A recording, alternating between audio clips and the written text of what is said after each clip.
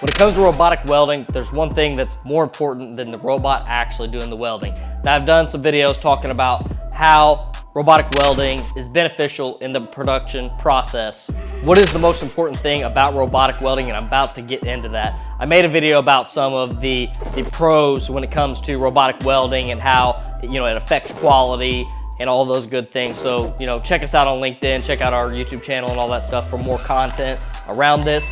But the main and most important thing is not actually the robotic welding, but it is the weld fixture. Why?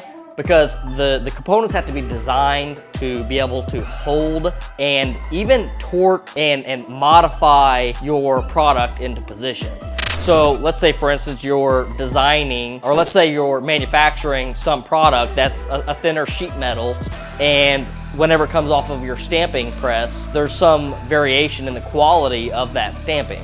Now, some processes and some products, it's easy to tweak your stamping, or it can be easy to tweak your stamping. A lot of times you have to go through stamping press changes and change your molds and your stamping die or whatever.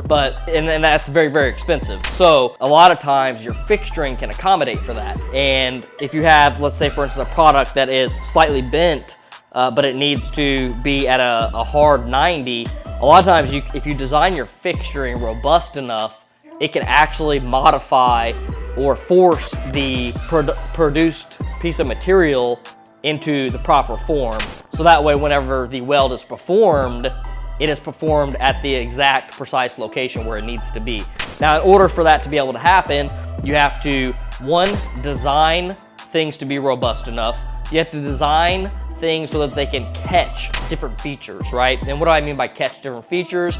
I mean, let's say you have like some cylindrical rod and it needs to be over in a certain position. Maybe it could be up and it could be down, and you have some clamping mechanism that clamps over this way. Well, you may want to have some like initial V shape that gives you a tolerance to be able to catch the product. So that way, if it's up or it's down, that V shape will catch it, and then have a feature further back into it that is it's very precise. So that way, after it catches it in the V shape, it then goes back into the final groove section that then locks it into its very finite position that it needs to be at. And then one of the other things that you have to make sure that you engineer in appropriately is the power and also the leverages of your power cylinders or your power clamps or any moving mechanism that you're using to hold and contain particular features. Let's say, for instance, you have a product that has a bend in it. Maybe you have too big of a lever arm on your clamp, so it's not able to clamp and press it in with enough force to hold it in that exact position.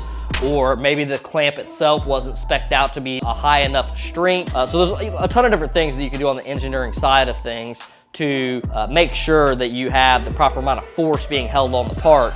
But it's extremely important to have a very good amount of force held on the part and making sure that you have features that really lock the part in. When it comes to any type of automation, it's really all about controlling your product, right? It's all about making sure it's in the exact position it's supposed to be in. And by making sure you have robustness, that you have things that can handle variancy, but then also lock it into its precise location. And then as well as having when it comes to like weld fixture stuff, having the force to be able to force features into positions that they're supposed to be in if ever they're warped into a position that they're not supposed to be in.